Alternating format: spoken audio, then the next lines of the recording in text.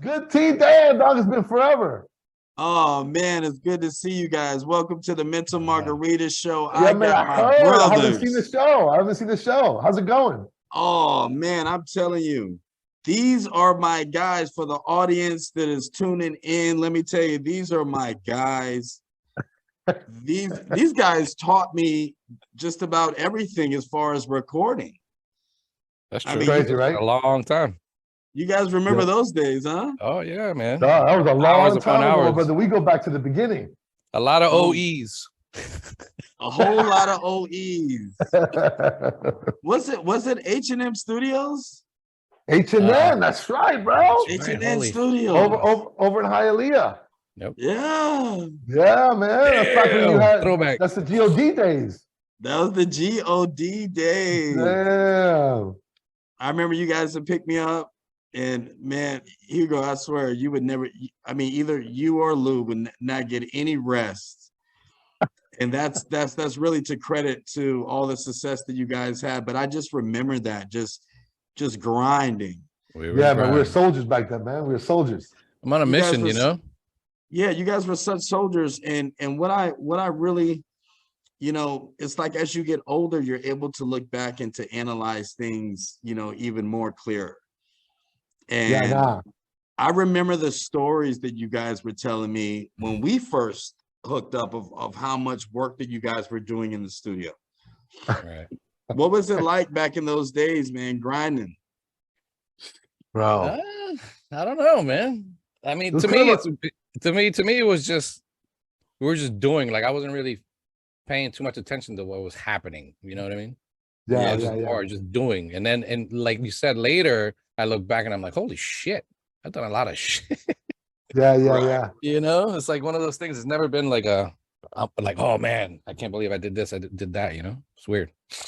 Yeah, that's a lot of Yeah. it was a blur too, man, because we were just going, you know what I mean? Like, think about it. We weren't like really consciously planning anything. We were just like Hugo said, we were just going, trying to figure it out, you know? Trying to get to that finish line. Yeah, exactly. Trying to get to that finish line. And Lou, I remember you just working on those mixes. I mean, for hours and hours upon the time. As far as the Miami bass scene goes, you guys had your foot into that. Yeah. What are some of the things that you remember of the early days with the Miami bass scene and some of the participation you guys played in? Now, I mean, that's funny because like the bass days and when we really actually started, that's when we actually got our first like exposure to even the music, just producing or engineering or even doing a record. We learned that was our school, you know what I mean? So the bass thing was in full swing when we decided to like jump into the deep end of the pool, you know what I mean? Yeah. So yeah, it was cool. The cool thing about that was there was at least to me, it was cool because it was like small in scale enough for us to like learn. You know what I mean? Or we weren't doing a national record. Yeah, it was like a little kind of a regional vibe at the time. And it was great because Miami was just starting to get its identity, you know what I mean? So we just happened to be there and we learned off the back of that style of music into the next era, you know what I mean? That's right. And I remember that. And you guys really did. Did you guys do some work with Luke at all, or? No. I mean, as far as I don't remember, did we ever do anything for No, Luke? I don't think we done. I don't think we did a record, but No, I you don't did think some so. engineering for him. Yeah. I mixed. led That's to matter other of fact, shit that's too. how we met. Pitt, me mixing, Yeah, exactly. mixing the record for Luke. But yeah, I did a bunch of mixes for Luke early on. Not early on. I shouldn't say early on. What am I talking about? I think I remember that. Yeah, I remember. Yeah, I think we were already working with you, and I had worked with Luke a couple times already. But absolutely. Yeah. Man, and the sessions, the GOD sessions, those were fun. Yo, man, it's funny. Those are great. Where are those tapes out? We got to get them tapes, Oh, man. We got to get those tapes, guys. Yo, those are great records back then, man. I mean, to this day, I think about a lot of the shit we did back then. You got me smiling. Oh, smiling. You remember smiling? Holy shit. That's right, man. Remember that one time we ran like a mic out to the freaking car to get the air conditioner? We were getting super creative back then. Remember that shit? Yo. We're a bunch of kids, man. It was great. Yeah. It was fun though, bro. We were like that shit was amazing. We were having like the best time of our lives. We were. It was so fun. K Squad. Remember K Squad? K Squad, man. With that too. It was you guys and K Squad at the same time. We were tracking both. Matter of fact, that's the story with me. Like that's really got me my engineer career started. Like, It remember really before did. that, I never thought about engineering.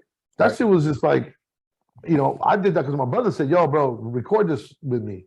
So I was recording out of just knowing from what we had done in the base days, right next door, right, an online That's studio, right. right. So I had enough knowledge to record shit. I wasn't even calling myself an engineer. So you and Wow. K Squad and my brother, that's really what got my whole mind thinking, "Fuck, maybe I'll do this," you know. And Hugo, I tell you, you were like really exploring with your production at that time, because I remember you were like really just getting in the beginning phases of it and Yeah, I was starting still to just get learning into your own. Yeah, because I remember when before we started your album, which led to K Squad. Um, I had decided, all right, this is what I want to do. I want to try to, be a good beat maker at least, right? Because producer, beat maker, kind of come in handy sometimes. And I bugged my brother for the drum machine for like a fucking year, and he finally dropped it off. So wasn't that long? I held out that long, man. Damn. Well, because you were busy, whatever the case may be. But I was having But, a kid, man. I was like, "Yo, I can't be doing Yeah. this right now." So then Yeah. I set up my studio in my bedroom, and I took my parents' freaking stereo system, put it in there, put the bed on the floor in the corner, and I just dedicated every day to learning how to fucking do the damn thing. And then when I felt confident enough, you guys came into the picture, and then I was like, all right, here we go. And I'm gonna start doing this. Yeah, that was something else, man. That was, I'm you know what's still crazy learning. about that? I was like, all right, it was after the base days, and when he came to me, I was like, "Yo, bro, here's all the shit. Go do you," right? Never thinking he was gonna go find you guys and get a record deal with Atlantic. Yeah. So to me, imagine from my perspective, I'm like, "Yo, little brother just came up. Like, what the fuck?" It was crazy. I know. It was dope, man. divine, because the funny thing is we met the whole Case Cross scenario at a church, remember? That's Oh, right. wow. That's right. And then we ended up in Carroll City in some sketchy house in the back. That's how we met Tony. Tony. Oh, that's right, Tony. Oh, You remember yeah. Tony? Forget Tony. My God. You can't forget about the brown paper Wow. bag Yo, of this cash. is That's scary, right. dog. Scary. Tony led to Peter Thomas, and then Peter Right, Thomas, that's yeah. right, bro. And then Listen, this is crazy. This is sad that this is happening right now. But the whole time I've been talking about it, I'm always, because Peter was the one for me who started hiring me. But you're right, Tony was a huge bridge. He was, man. Yeah, He bro. was. Tony was the guy who funded everything. He was the guy making it happen. Bro, He I really remember this was. so distinct, because I think it was AJ's mom picked us up, and we all piled in her car, and then kind of she just left us in the parking lot of a church. And I got my bag, my equipment, my keyboard, my drum machine. I'm just sitting here like, what the fuck am I doing with my life? That's crazy. And look what it led to, though. Isn't that crazy? That's well, amazing, it led to the success that you guys have. I mean, from Too Fast, Too Furious soundtrack, Lloyd Banks, Pitbull, DJ Khaled, Trick Daddy, Trina, Daddy Yankee. The list goes on and on. Yeah, man. And wow, what was the pivotal point that you guys start saying, oh, you know what? I'm feeling some momentum right now. You know what? I think probably the most momentum I remember feeling was with Pitt, just because Pitt, yeah, that was something that when we decided to like running this project, it was it was a 2-year process. So like every month, every 2-3 months, you could start feeling that. Like the most momentum I ever felt was when Kulo finally broke. Oh gosh, like, whoa, what a record that was. That just started moving them. Like we built it to where everybody in Miami knew who he was. But then when that record went, I remember feeling like, whoa, this is getting bigger. You know what I'm saying? Yeah. And you guys sorry, not to cut you off, but I was just going to add to that. I think the momentum was right before Pitt, because remember, we were doing all of Sony's catalog. That's right. And we were our name was really starting to grow. Yeah. Starting to buzz. Yeah. And that's why I think when we decided to do Pitt was the perfect time for us, because we had this momentum behind us too. Right. Yeah. Because matter of fact, the reason why we even took the advice was when Hugo asked, we had done, remember we did that remix for Ivy Queen.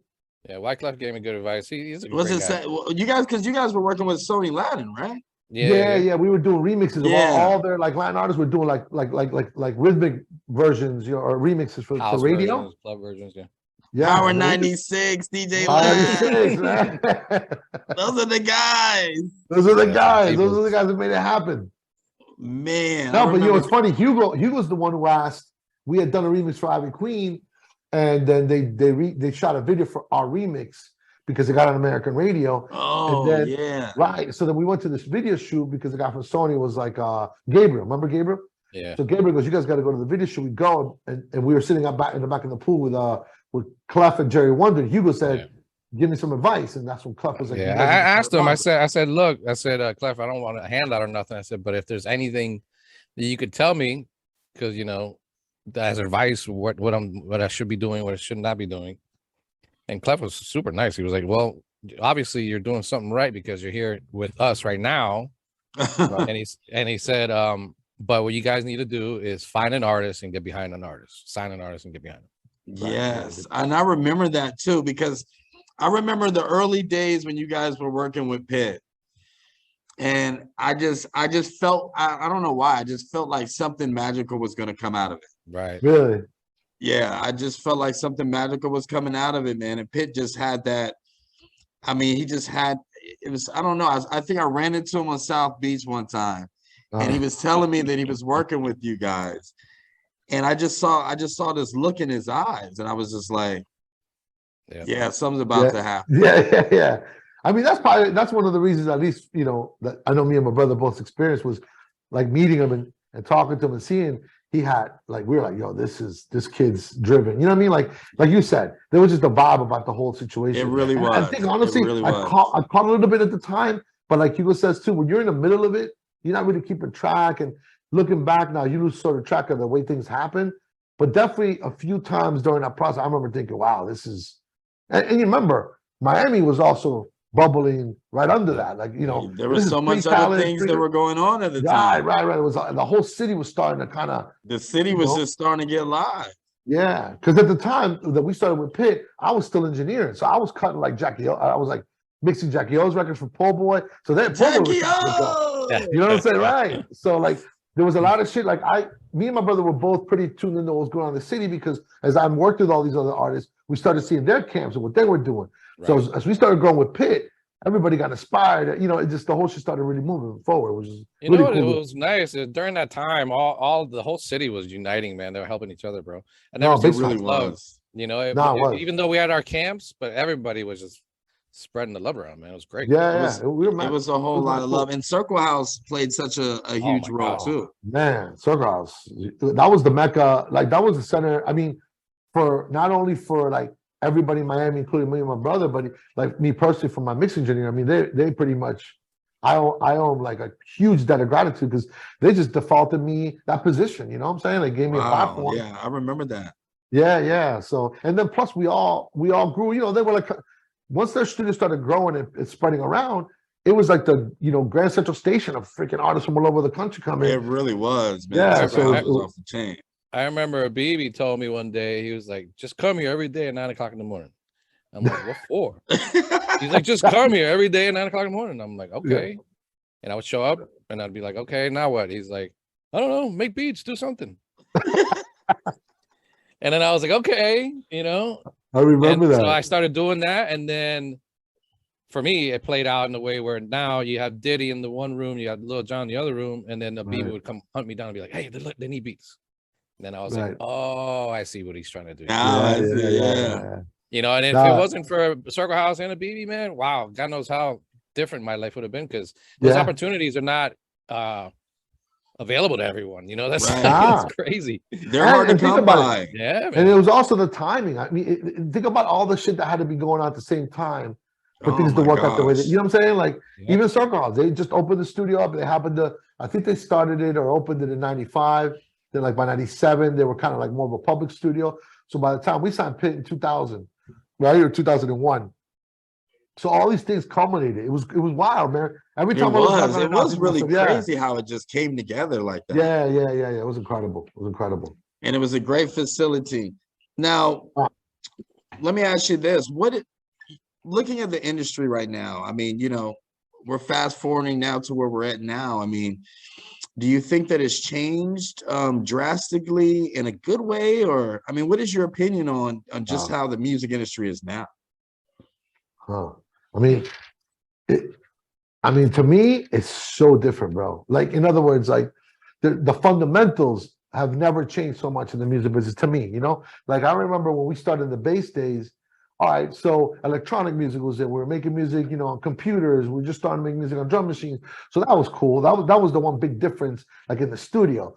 But now as a business and and the way you break records, that shit is just so social. You know, remember, even though So you know when we different. signed Pitt, it was already the modern era. There was no Facebook, there was no YouTube, there was none of that. That's I think right. MySpace just started. Listen, do you guys remember you used to have to go buy an album? Yeah, exactly. When's the last time you bought a song or an album? Think Yeah, about it. bro. So I think I now, like know. now, bro, it's like a popularity contest. You know what I'm saying? It's like, I mean, I don't know, dude. Like, I feel like music, the industry is evolving so fast that what was working a year ago, there's a whole new thing going on now. You know what I mean? So Now. I think everybody's just kind of playing like adapt game. Like, how could we adapt to the new way? You know what I'm I saying? kind of So, like it because it's like fuck the record companies. You know, they've been fucking everybody for so many years. For Yeah. so long. You know that it's For like you know, sure. it's about time we just finally got rid of these bastards. Yeah, and it's record companies and you know and like the gatekeepers of radio, the gatekeepers of a lot of shit. You know, they're no longer, bro. Because like think about it, you Yeah. get a kid like Kodak who could just build his own tribe for 5 million people. What are you gonna tell that guy? Like Atlantic is just a bank. You know what I'm That's saying? All it. they really is funding it. Like the rest of the shit is like, which is good because it gives the power to the artist for real now. You know what I mean? Right. Yeah, it That's what I'm definitely is about. doing that. Yeah, for sure. Hugo, when you're doing with huge music, like what is your vision for it? Since we're on this topic. Well, I started huge music after me and Lou stopped doing the Diaz brothers thing together. We took a break from the hurricane. Yeah, so I was like, okay. I had to kind of like just regroup and started my own thing, you know. So huge, like you remember Harold? He would always call me huge. Harold, Seppi would call me huge, you know. Seppi would call me huge. Every time I walked in, they were like huge, you know. So then one day I was trying to come up with a name, and I said huge music. I'm like, and my girlfriend and my freaking best friend was like, that's garbage, bro. It sounds ridiculous. Really? Oh no! When I heard it, I loved it. I was like, that's dope. I was like, no, bro. I said, if you say it enough, it's gonna stick, you know. And then I just went with it. And then I try to do a couple artists and this and that, but I was just really like, to be honest with you, like the whole huge music thing now for me is not even the music business, really. Right. Like as far as artists and record label shit, like I'm past all that right now in my life. You know what I mean? Like, yeah, only so many times you can do the same shit. You know, like to me, I'm just more interested in building things. Like I'm opening up a restaurant bar. I got the studio downtown. I'm getting into commercial real estate. You know, I don't know, man. I just want to make expanding. Yeah, because I'm very creative and I always do shit. I build shit, you know, all the time. So like I that gives me happiness now, like to like remodel a space or make a space. It's just, you know, it's fun for me. Yeah. So that's good. And it's therapeutic. Yeah, it's creative. It's still in the creative realm, you know. You know, the show is called Mental Margarita. So there you go. I like the name, bro. Mental Margarita. Now, look, what about you? I mean, are you still crunching the boards? Are you still? Yeah, I'm crunching the laptop. Oh yeah, that's right. Yeah, dog, is wild. Even for me, it's weird to not be on the board anymore, you know. But it's been so long now, you know. I'm still like, yeah, like people too. Like I have a lot of like peripheral businesses that I'm involved in around the music business, you know. But yeah, you know, like I still love mixing, man. So like, you know what I mean? Like I still do it. I got a studio in my house. Like right now, I'm in my wife's, you know, TV studio. So like, I'm looking all zen and like crazy here, but well, my studio's right next door. So like, I moved to Atlanta. I got a house in Atlanta, and so I built a studio, like a mix room for myself. So before even that, man, before even I did this, I was already working at home like 90% of the time. We weren't going to the studios together no more, you know. So like by the time like I was doing Khaled's what do you call it, Major Key album, like that from that album on, I don't think him and I went to studios at the very end, but the majority I did in my, you know, in my studio or privately myself. And so then now that's what it is. Like, so my days are pretty much like, you know, when I'm doing like I just finished Khaled's commercial for the AJ5's drop with Little Durk and Jadakiss.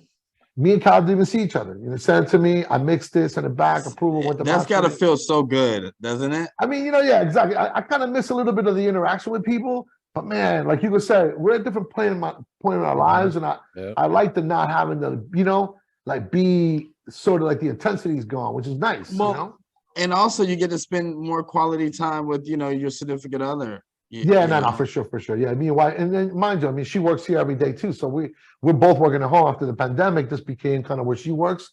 So from that perspective, it's dope for us to have time together. Although, my brother probably is the same way. We're all workaholics, so I go, man. I got a bunch of shit going on. I already know. Listen, believe me, I know. My work ethic has gotten better because of you guys have been. I mean, you guys are really the bricks and part of my DNA for sure. Oh, that's awesome to hear, brother, man. That's great. Now, as far as the legacy, when I think of the Diaz brothers, I think of a legacy that will never be tarnished, a legacy that will forever be upheld in Miami, and not only Miami, just across the world. You guys made an impact on the culture. How do you guys feel? How do you guys feel about that? I mean, the legacy. I mean, is there any more that you guys want to do? I mean, listen, I think we always yeah. You take this, Hugo. Go ahead. No, go. I was just, No, I was saying, like, to me, like, like every time I do these sort of things, you think back like, yo, wow. Because, like people say, when you're doing it, you're not thinking about it. You know what I'm saying? Yeah. So I always feel real fortunate. Like I was telling you earlier, how like things were happening around us. What we did, I'm not discrediting what we did. We did a lot of shit that was important, but it was either like we were just trying to make it. But as everything was, we kind of caught the wave at the right time. So looking back to just be a small part, bro, of that huge movement that happened in Miami is awesome, bro. And the fact that we're able to touch the artists that we were. I mean, bro, you gotta think about it, bro. We're both born in a country way down south, 8.5 hours on a plane down south in the world to be here. Yeah, just to be able to like, just touch the different level of artists that we've been able to work with is it's pretty amazing, man. Like I feel super fortunate, lucky, Very grateful. Yeah, grateful. That's the word. You know what? I feel grateful too, and talking about where you guys are from. I tell a lot of people, I actually talk about you guys more than you can ever imagine. I'm sure. Oh man, I wouldn't be surprised if your ears were ringing, most of the week. No, seriously, because you guys are like my superheroes. Nah, man, listen, you to me, at least for me, and I'm sure you feel the same way.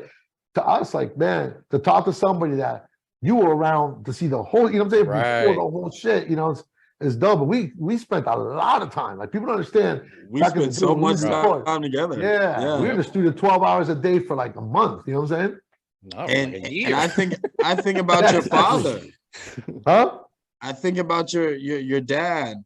I mean, he would make those sandwiches. Remember, he goes the steak sandwiches. I cannot get it. I can't get it off those my are the mind. Legendary steak sandwiches. Huh? I used to love it. Yeah. They're good. They're delicious, man.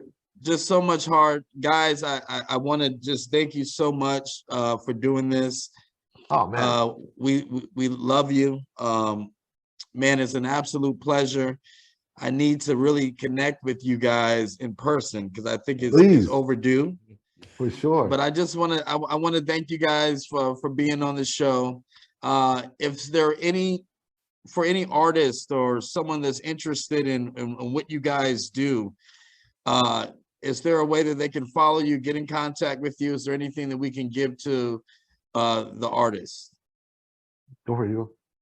I guess I'm more of an Instagram guy, so I guess Hugo Diaz Bros on Instagram. You can hit me there.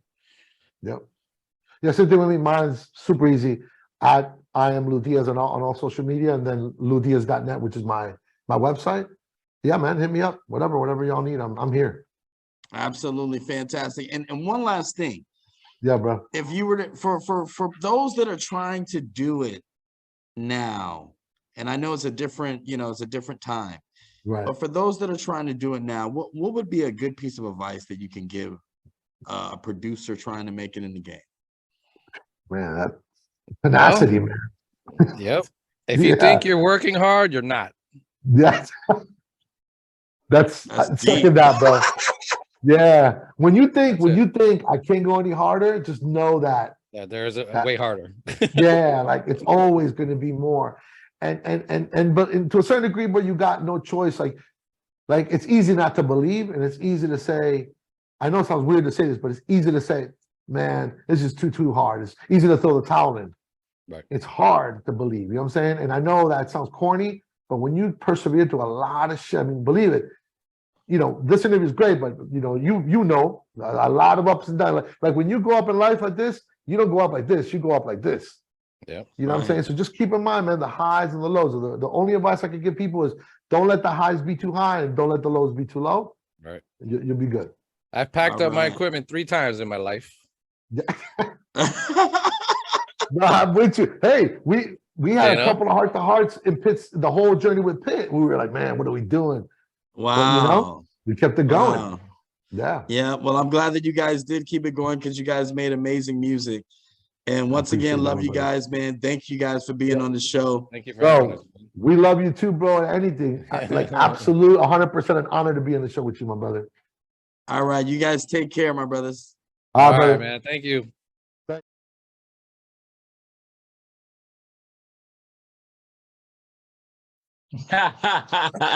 What's up? What's up, Slykat? What's happening, my brother? Chilling. I'm gonna call you Slykat, little slick self. What's going on, baby? Man, feeling good. Welcome to the Mental Margarita Show. I have no doubt the music monster, the man that, let me tell you something. For the audience that is watching this, me and this man right here, this is my brother. Yes, this is my brother. We go way back. Way back. Oh, so let's start. So like drop top Cadillacs, yeah. So let's start. So Miami, Florida, Dade County. When did it start with you? When you said, I mean, I know the answer to all these questions, but when did it start with you when you said, okay, this is what I want to do. I want to get into this music thing. How was it like growing up? What inspired you to start doing that? Man, a lot, man. You know, I grew up in a household, well, you know, my dad having all type of records in the crate, all type of music, every genre, every style. I would say too, man, you and AJ, your cousin, my other brother, Givers of Divinity, man. You guys kind of inspire me a lot too, man.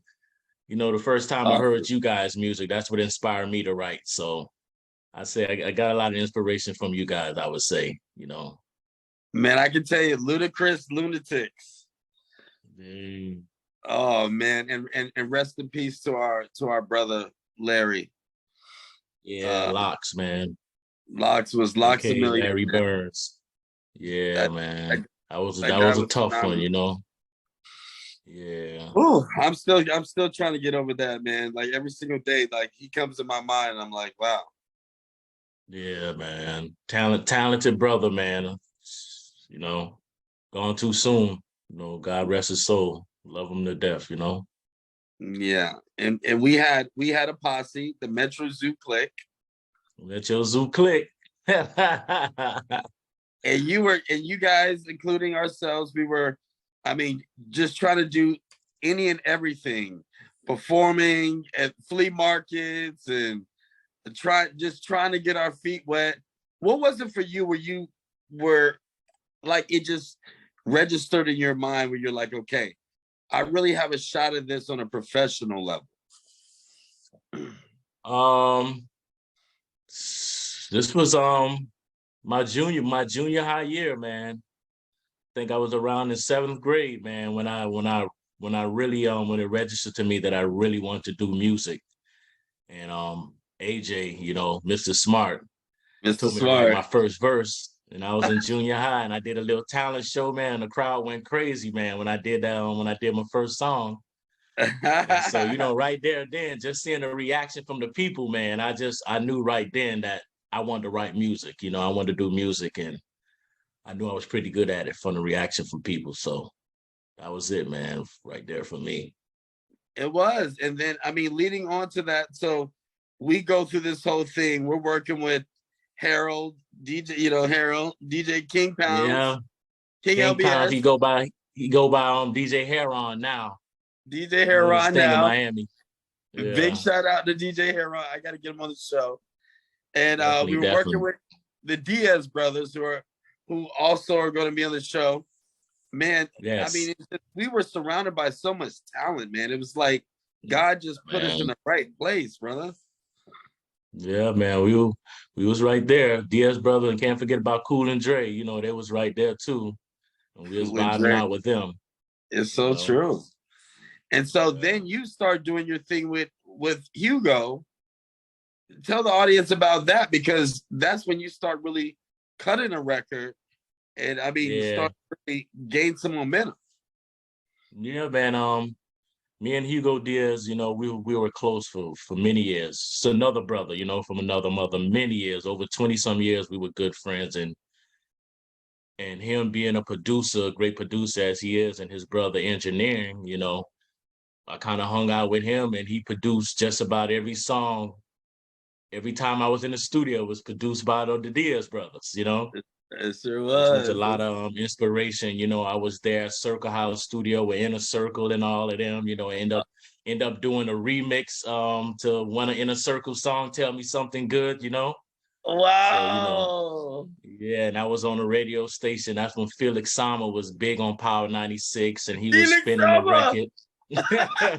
Remember Felix Sama, and he put me on too and got me a couple of shows, Virginia Key Beach Fest and stuff like that, and just hanging with the Diaz brothers, man, like fresh out of high school. I got a little independent record deal, Backstage record.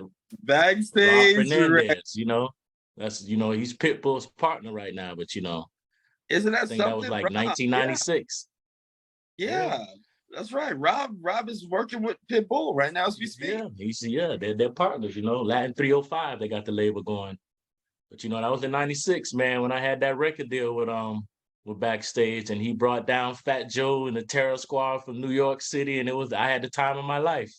I can actually say I was in the studio with Fat Joe. Wow. We cut a record, and the man, hold on, let's pause for real quick. Let's pause real quick. What was the experience being in the studio working with Fat Joe? Man, it was mind-blowing. Like I'm saying, this was in 96. It was all new to me. I was just a little whippersnapper, out of high school. And, I was starstruck, man. Fat Joe came down. He brought Showbiz and AG. They produced the record, So, it was a New York and Miami collabo at that moment, So it was a good vibe, man. Fat Joe's great spirit, great energy. Hands down, shout out to Fat Joe. Wow. We did that record, and he showed me a lot of love. He embraced me, he inspired me. He gave me a lot of compliment on my style of writing and how I was delivering. He was impressed by it, that I was just in the studio nonstop with the verse, no chop, just straightforward I was spitting, but yeah, man, it was a good experience, man. We vibed out in the studio, and then, of course, what rappers do. We hit the strip club after for a little bit. Me and Joey Crack, you feel me? So it was a good experience, man. Yeah, it was a good vibe. Wow, it was a good vibe. And you know what? You're listening to your style, listening to how you flow. Your delivery is a good experience. It's a good vibe. You have, it's so unorthodox, and it's so freeing of you. So, besides those songs, cornbread style. Yeah. That's that southern bop right there. That was that southern bop, man. So besides that, so what happens after that? So you release that album. You're working with Hugo, and what's going on?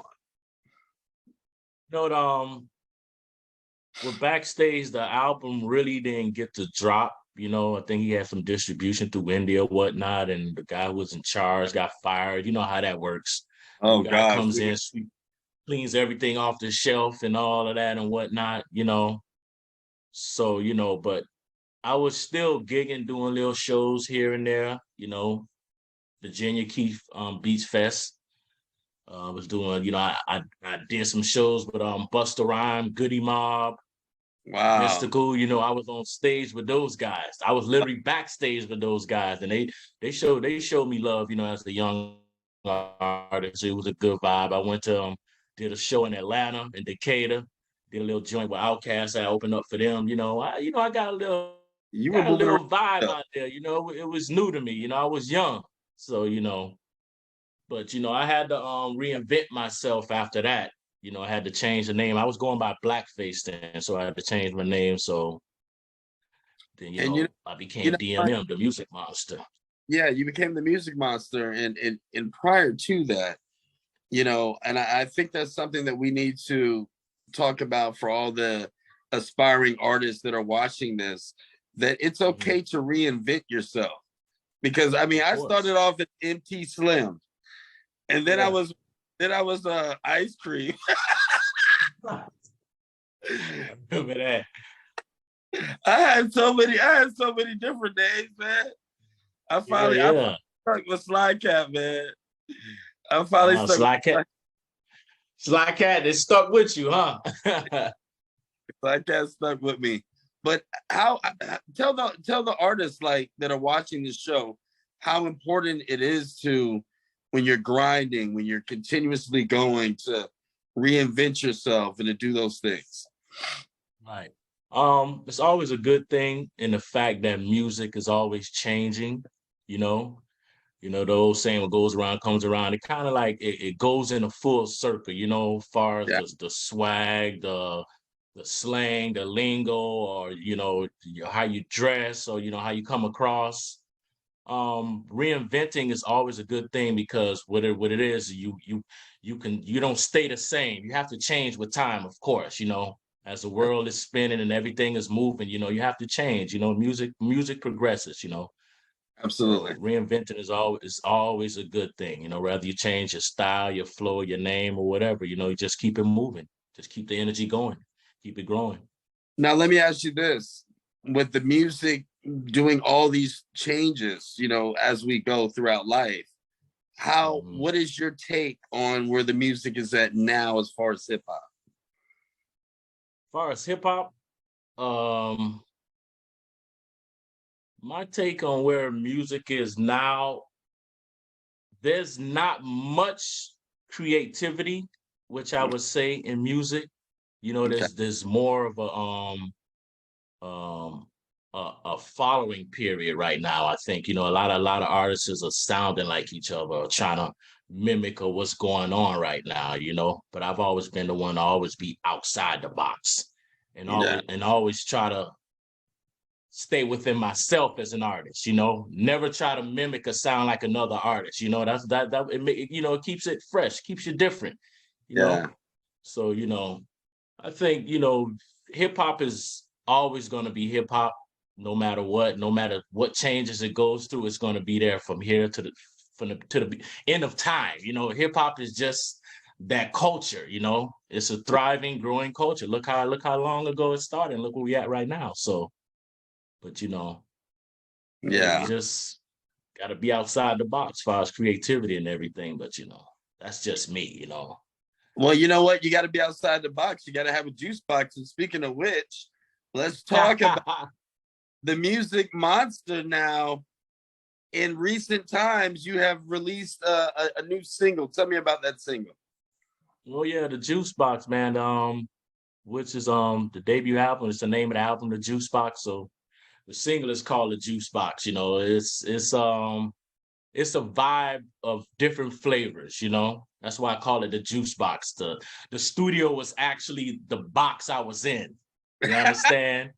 And you know, and I was just bringing all these juices. I was bringing all these juices into the studio. And so when I got all these juices out, now I'm gonna start pouring it out into the world. So that's why I called it the juice box. So I just actually finished recording a video to the single, The Juice Box.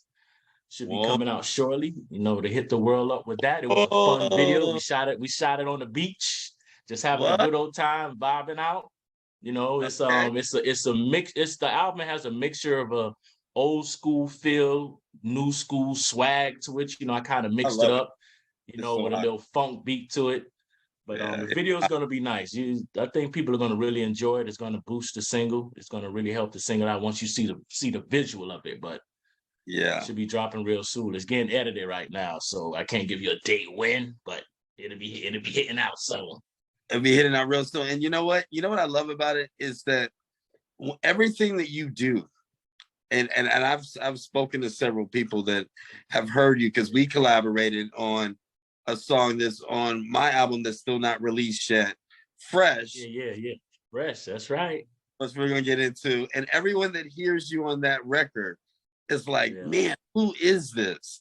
It's like there's something about your energy and your creativity that, it's just amazing, man. I love how you tap into something that's just, it's so different and unique. And like you said, when you're describing the state of where the music is at right now, it's just completely opposite. Right. Yep. I gotta my imagination is unique. I got a wild imagination as far as just not visual but musically hearing stuff. So that's why my music probably comes out different than any other artist, or you really can't compare me to, because I have a wild imagination, especially when I'm writing and creating. You definitely do. Now, as far as the album is concerned, what are some of the things that you talk about? What can they kind of expect coming from this album? From the Juice Box, you can expect a little bit of everything. You understand? I got music your grandma can listen to it, your grandpa, your niece, your nephew, or your little street little cousins want to be in the street sometime. But I got music for everybody. I got some street music there. I got some dance music there. I got some a little bit of some conscious music there. You gotta have, especially what's going on in the world, you gotta have something that people can really relate to. Right. We're losing our minds, man. We're losing our minds. Yeah. So, but it's an album that you can listen to and it'll put you in a good mind state, put you in a good mood, energy wise. And no matter what you're going through or how you feel, and I got a song just about for everything and everybody on the Juice Box album. So. And I think that's so important, is that, we want to listen to something that we can escape from this world. I'm tired of hearing about how many guns you got and how much dope you sell. Right. Okay, we get it. It's enough artists talking about that already, Hey, that's gonna be our new song. It's gonna be called "We Get It." We get it. We get it, man. We get it. That one, dude. So it's so good that you making music where you can actually escape, man, and party and have a good time. Yeah, man. Of course. Music is a powerful thing, man. We all need it. Now I was speaking to Hugo a couple of weeks ago. Is there a possibility of a reunion? I want to talk this up in the interview because we need a family reunion once is all. Okay. And we should really do that. We need to plan something where me and you go out and see go. That'll be so cool. Man, he invited me plenty of times, man. I life get the best of me sometimes. So, I get caught up in trying to take care of the household or whatnot. But we can make that happen, man. He invited me out there plenty of times, man. He got his huge music recording studio going. It's popping in Kentucky right now. It's beautiful, man. You got different rooms. for artists to come down and create and record and write. I'm so proud of him. I'm so proud of him. And we got to get AJ. Oh yeah, me too, my brother. Oh yeah. I don't know how easy that's going to be to try to, get him, but the Renaissance. Yeah, the Renaissance man. He's there. But nah, man, that'll be dope. I'm down. I know Hugo would definitely be down to get that reunion on, Yeah. I think producing, I don't know. Last time I heard, he was like, I'm not producing no more, Yeah. Yeah. Nah, but yeah, we can make that happen, man. Let me ask you this. Where can they follow you? Man, you can hit me up on Instagram. I'm on Instagram. You can follow me at the Music Monster. DA Music Monster is MONSTA. So you can follow me on Instagram. Got my link there. You can hit the link and go listen to the album. Album's on Spotify, Tidal, iTunes Music. You got it on YouTube Music too. Just type it in. DMM, the Music Monster Juicebox, Texas. So it's on all the platforms. And ladies and gentlemen, this is my brother. Even without the music, I love you dearly, my brother. Hey man, I love you too, bro. You know that. And we have grinded, for so many years. So for those that have longevity and to still have the passion to do it, it's truly our calling. Because I think a lot of people don't realize how life can be hard and how life can throw you so many different things and obstacles, and what you have you have to do to overcome it to be successful in anything you do, I guess, Right. It's a lot, man. It's a lot. I had me some moments where I felt like I didn't want to do the music no more, Yeah. And for some strange reason, God always brings me back to it. I guess he's like, hey, you need to do this. You need to do this. You need to do this. So I'm here and I'm doing it. And you're doing it very well. The Music Monster on the Mental Margarita Show. I love you, my brother. You. Love you too, baby. We got to kick it. Yes, sir. Yes, sir. Appreciate you for having me, man. Slykat. Appreciate you. All right, man. See you real soon. Love you, big dog. Peace. Love you, my brother. Now when you hear this, turn it up. It's the joint. Pass it around, pass it back. I'm the joint. Toilet paper, dish. It's the joint. Hot sake, wasabi, the life of the party. Get crunk, get drunk, gon' move your body. Hot sake, wasabi, the life of the party. Get crunk, get drunk, gon' move your body. I light up the gas, and stank off the party. You know I stay drippin'. You feel me? I love my girls juicy. You feel me? But you stay drippin'. You feel me? But you stay drippin'. You feel me? You know I stay drippin'. You feel me? I love my girls juicy. You feel me? But you stay drippin'. You feel me? But you stay drippin'. You feel me? I got too much juice. I stay drippin' on you. I got so much juice. I keep drippin' on you. Juice, juice, juice. Yeah. I juice, juice, juice. Yeah. I got too much juice. I stay drippin' on you. I got so much juice. I keep drippin' on you. Juice, juice, juice. Yeah. I juice, juice, juice. Yeah. I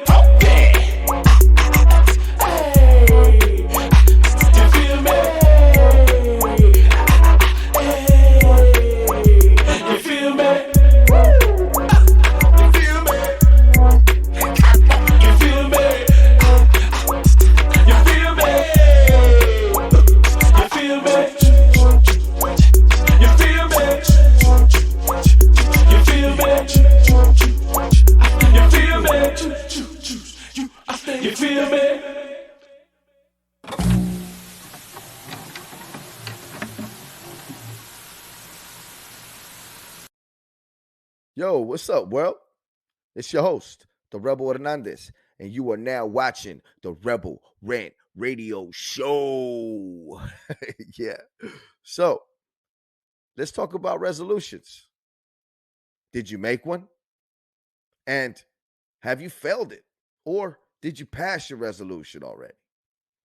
Oh, me? Nah, me, I don't make resolutions. See, I'm one of those long-term goal kind of guys, right?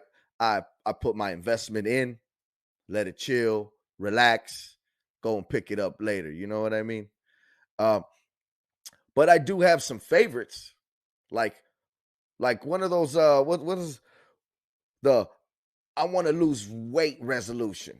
Although I've been fat for 5 years, right? Or I want to eat healthier, organically, but only gonna shop at Walmart, right?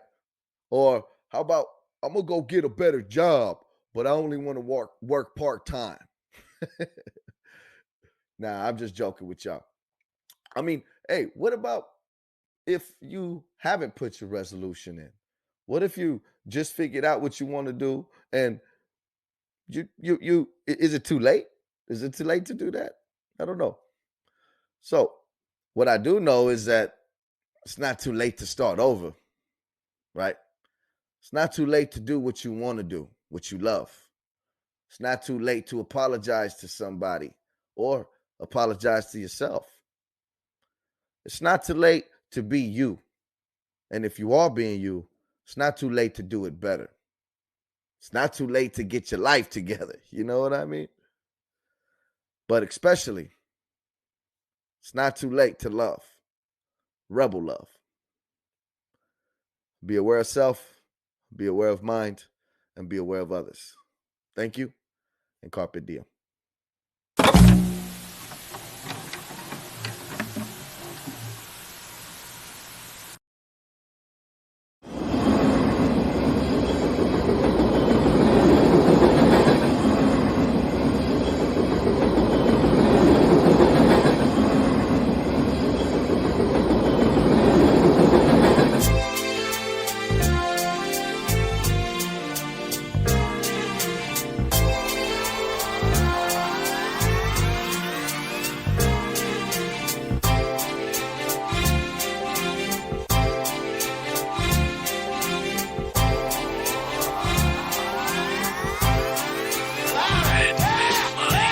Starstruck, here's a sprinkle of the stardust. Hold your champagne glass and your cigars up. See the guys with mob ties drive the cars up. Bright lights, most nights they buy the bars up. Candy coated Chevy cars on the highway. It's Frankie baby, it's on and this is my way. Dean Martin at the Sands this Friday. With Sammy Davis, here's a little hint where I stay.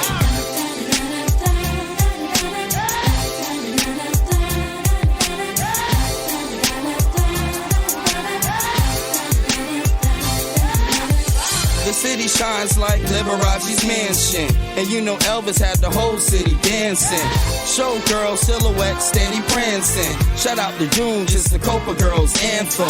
Legal gambling, yeah, that would tempt me. At Sin City, holy water couldn't cleanse me. And Wayne Newton had the crowd in a frenzy. Live at the Stardust, the seats never empty.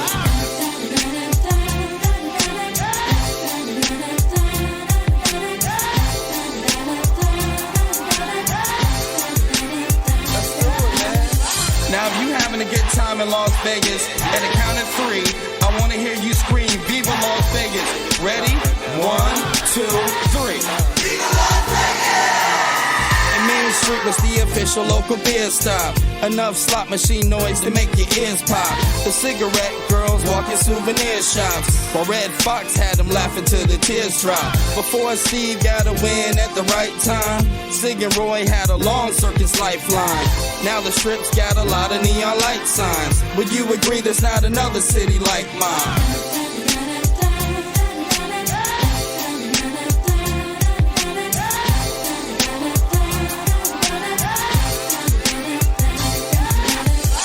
Years later, Mayweather got the city hot.